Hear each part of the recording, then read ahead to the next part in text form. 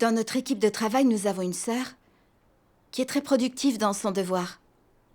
Mais le fait est qu'elle est très arrogante et qu'elle tient fermement à ses idées. Je lui en ai parlé plusieurs fois, mais elle n'a pas changé. Maintenant, j'ai des préjugés à son égard et je pense qu'elle ne peut pas changer. J'ai même songé à la démettre de ses fonctions. Je sais que ce n'est pas un bon état d'esprit, mais je ne sais pas comment le résoudre. Moi aussi, j'ai vécu cela. En lisant les paroles de Dieu, j'ai appris à me connaître et trouver les principes de pratique pour bien traiter les gens. Tant mieux. Lisons un passage des paroles de Dieu. D'accord. Dieu Tout-Puissant dit: quant à savoir si quelqu'un est bon ou mauvais et comment il convient de le traiter, les gens doivent avoir des principes de conduite. Toutefois, comment finira cette personne, à savoir si elle sera punie par Dieu ou si elle finira jugée et châtiée, ça c'est l'affaire de Dieu. Les hommes ne doivent pas s'en mêler. Dieu ne te permettrait pas de prendre une telle initiative. Comment traiter cette personne est l'affaire de Dieu. Tant qu'il n'a pas décidé quelle sorte de fin aura cette personne, qu'il ne l'a pas exclue, qu'il ne l'a pas punie, et qu'il est alors en train de la sauver, tu te dois de l'aider patiemment, par amour, tel est ton devoir. Tu ne dois pas espérer déterminer son sort, ni utiliser des moyens humains pour sévir contre elle ou la punir. Tu dois traiter et émonder une telle personne, ou bien tu peux lui ouvrir ton cœur et entamer un échange sincère pour l'aider. Mais si tu envisages de la punir, de l'ostraciser ou de la piéger, alors tu auras des problèmes. Agir ainsi serait-il conforme à la vérité? De telles pensées viennent de Satan et naissent dans la jalousie, dans le ressentiment humain et dans l'aversion humaine. Une telle conduite n'est pas conforme à la vérité. Elle te vaudrait un châtiment et ne concorde pas avec la volonté de Dieu. Amen. Amen. Il y a quelques années, j'étais dirigeante d'église. Dans l'église, il y avait un frère surnommé Shen. Il était très doué, mais il avait un tempérament arrogant qui étouffait les autres. Comme ce frère adorait se faire valoir, j'ai développé de forts préjugés contre lui. Un jour, frère Shen est venu me voir et m'a dit qu'il voulait abreuver de nouveaux croyants. J'ai refusé car sa foi était récente et sa compréhension de la vérité superficielle. Face à mon refus, il a dit: « Je suis pourtant très doué. Pourquoi ne pas me laisser abreuver ces croyants? M'en empêcher, c'est gâcher mon talent. » Je l'ai mal pris. Sa réponse ne m'a pas plu. J'ai pensé: « Tu crois vraiment qu'il est si facile d'abreuver? Peux-tu bien faire ce devoir grâce à ton seul talent sans pour autant comprendre la vérité? Ne te prends pas pour un génie, ça non. » J'ai rejeté la requête de frère Shen. Et j'ai dit aux autres frères et sœurs qu'il était une personne arrogante. Et je leur ai donné des exemples de sa corruption. Certains étaient d'accord. Ils pensaient tout comme moi. 2 semaines plus tard, l'église s'est arrangée pour qu'on regarde des films en plus de lire les paroles de Dieu Tout-Puissant pendant les réunions.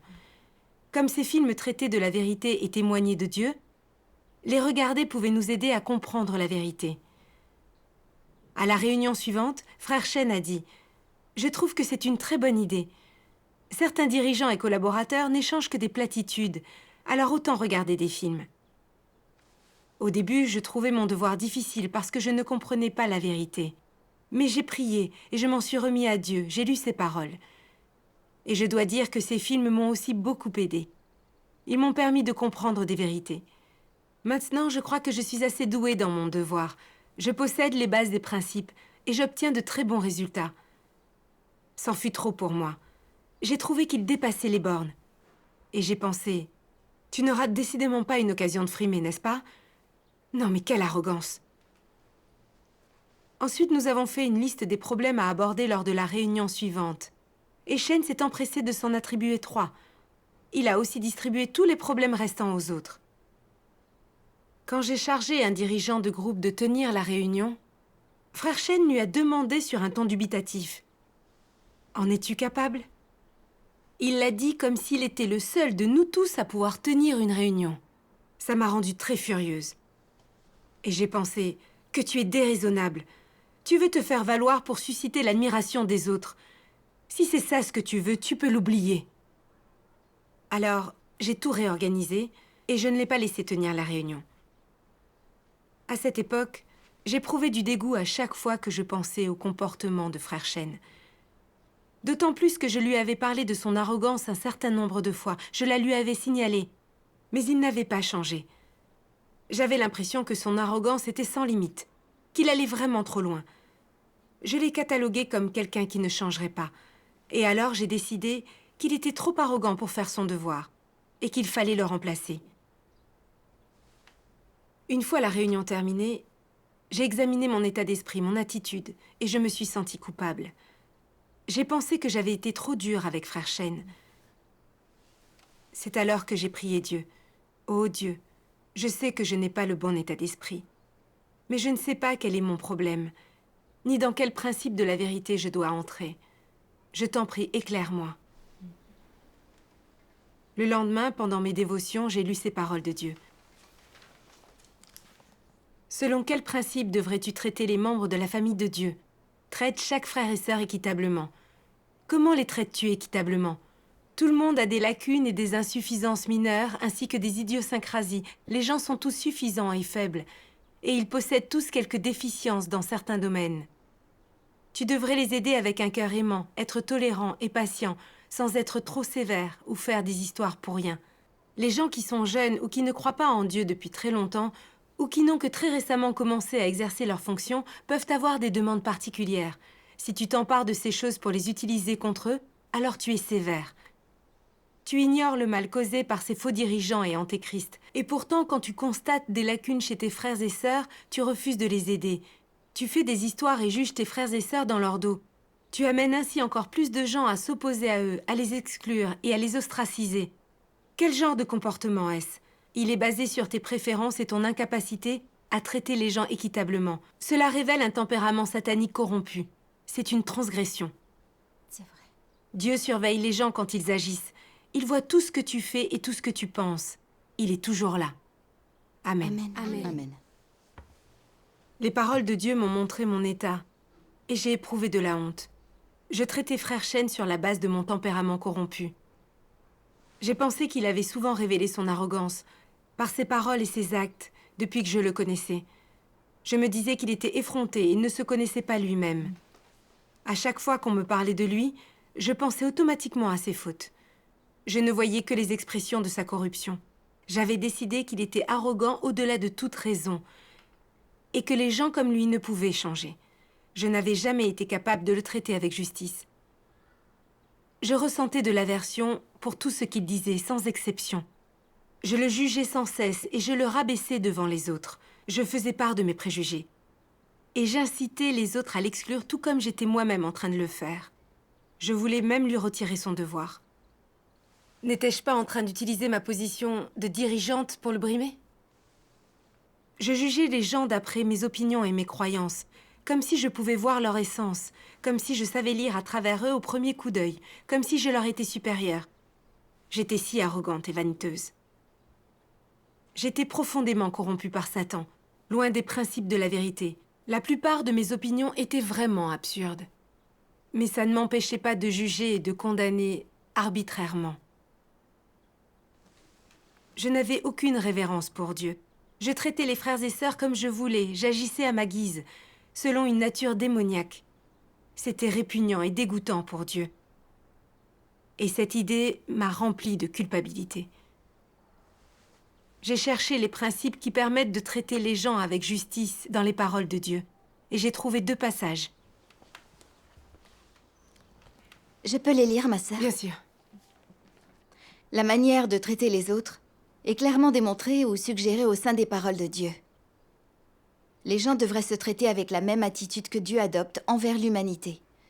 Comment Dieu traite-t-il chaque personne? Certaines personnes ont une stature immature, sont jeunes ou ne croient en Dieu que depuis peu de temps. Dieu ne considère pas ces personnes comme étant mauvaises ou malveillantes dans leur essence. Ces personnes sont juste quelque peu ignorantes ou de faible calibre, ou trop corrompues par la société. Elles ne sont pas dans la réalité de la vérité. Il leur est donc difficile d'éviter les erreurs ou de commettre des actes d'ignorance. Pour Dieu, ces questions sont sans importance. Il ne regarde que le cœur des gens.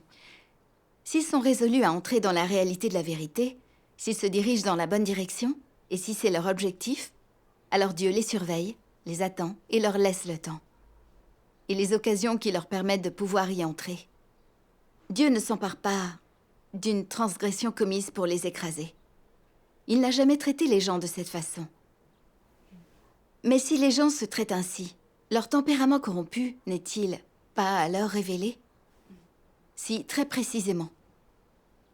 Tu dois observer la façon dont Dieu traite les ignorants et les immatures, la façon dont il traite les manifestations du tempérament corrompu et la façon dont il traite les méchants. Dieu traite les différentes personnes et gère la myriade de conditions de différentes personnes de façon variée. Tu dois comprendre la vérité de ces choses. Une fois que tu as compris ces vérités, tu peux alors en faire l'expérience. Tu peux être incompatible avec la personnalité de quelqu'un et tu peux ne pas l'aimer. Mais quand tu travailles avec lui, tu dois rester impartial. Ne pas exprimer tes frustrations dans ton devoir, ni les reporter sur les intérêts de la famille de Dieu. Tu peux agir conformément aux principes. Ce faisant, tu fais preuve d'une révérence envers Dieu.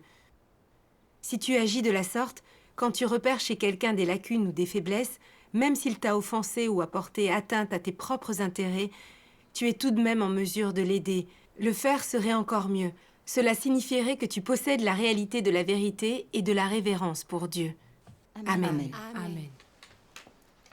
Les paroles de Dieu sont très claires sur la façon de traiter les gens avec justice, ainsi que sur son attitude envers les gens. Oui. Face aux antéchrists et aux méchants, il est maudit et puni.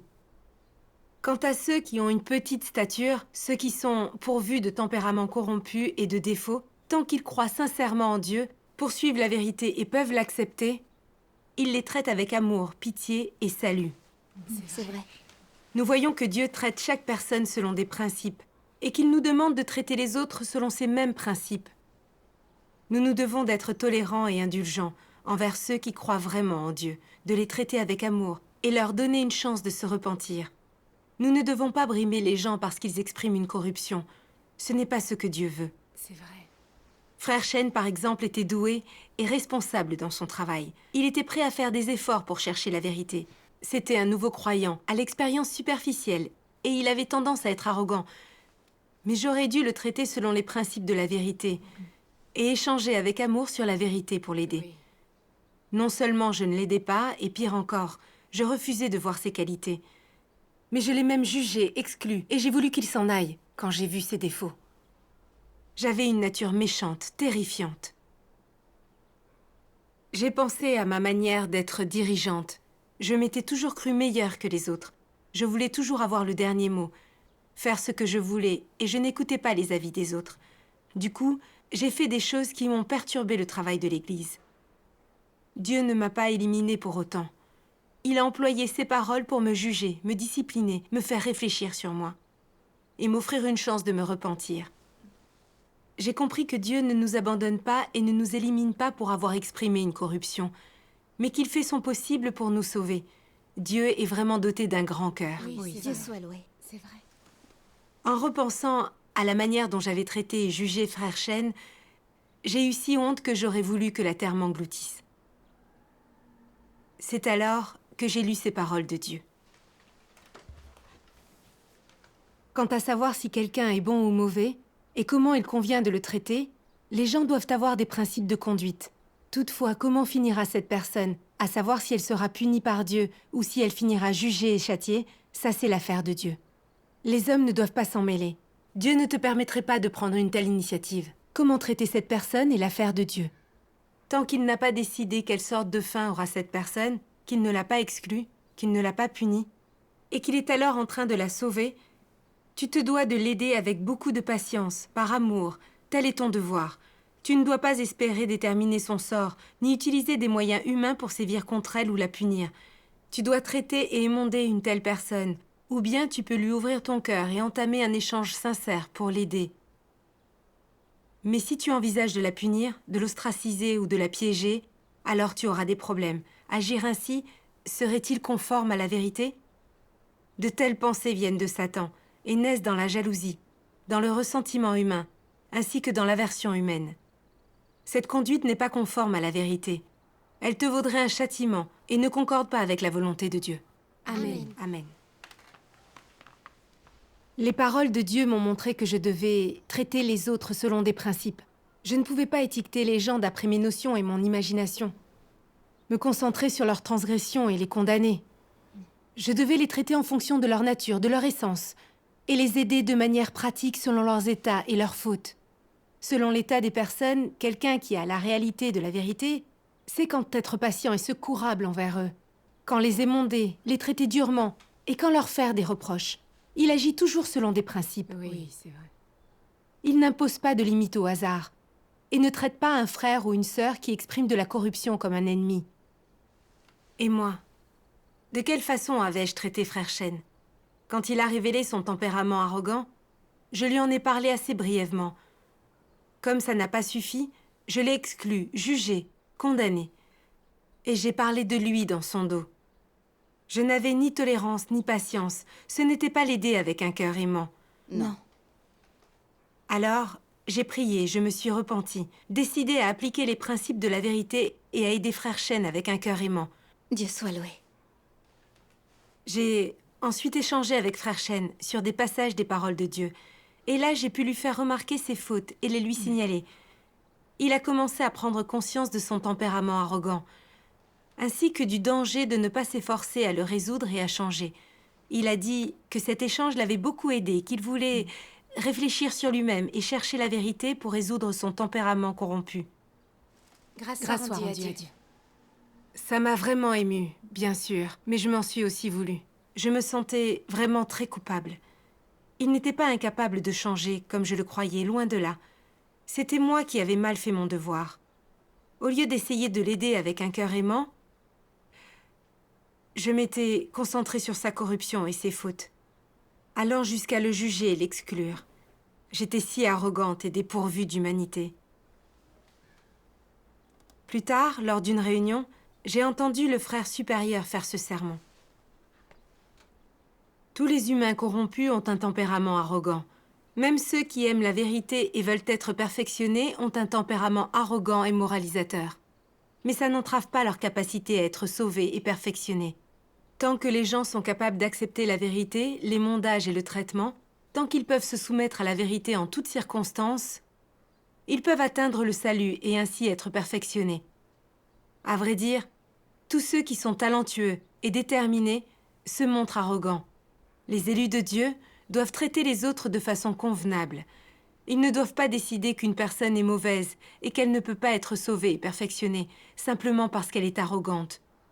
Sur ce point, il faut comprendre la volonté de Dieu.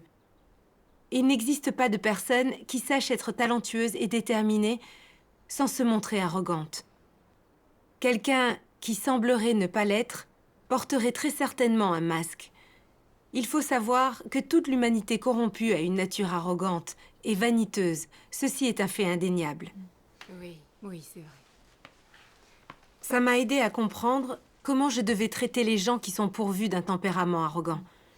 Ces personnes ne sont pas incapables de changer, à condition qu'elles puissent chercher et accepter la vérité. C'est vrai. Si elles acceptent la vérité, le jugement, le châtiment et l'émondage de Dieu, il ne leur sera pas impossible de changer et d'être perfectionnés. Oui, c'est vrai.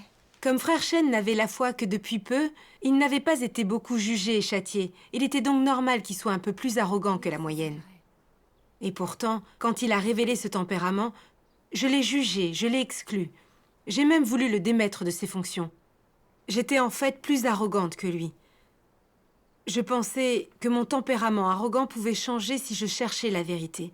Alors pourquoi avais-je décidé que frère Shen ne le pouvait pas? Je m'en demandais peu. Alors pourquoi étais-je si exigeante avec frère Shen? C'était le traiter de façon injuste. En réalité, ceux qui sont talentueux et ont des points forts sont tous arrogants. Mais leurs dons leur permettent de comprendre la vérité, d'être productifs. Quand ces gens comprennent la vérité et agissent selon des principes, c'est bénéfique à la maison de Dieu. C'est vrai. Puisque frère Shen était doté de points forts, j'aurais dû l'aider par amour. J'aurais dû être patiente et le soutenir. J'aurais ainsi respecté la volonté de Dieu. Oui, c'est vrai. Cette expérience m'a permis de comprendre que traiter les gens avec notre tempérament satanique corrompu ne peut que faire du mal à nos frères et sœurs et retarder leur entrée dans la vie et le travail de l'Église. C'est une transgression et c'est faire le mal. J'ai compris qu'il était important de traiter les autres selon les principes de la vérité. C'est parce que les paroles de Dieu m'ont guidée que je l'ai compris. Grâce soit rendue à Dieu. Dieu soit loué. Le récit de ton expérience m'a ouvert la voie. Je sais maintenant comment m'y prendre avec cette sœur. Dieu soit loué. Maintenant, Grâce soit je rendue à sais Dieu. comment traiter les gens convenablement. Je te remercie.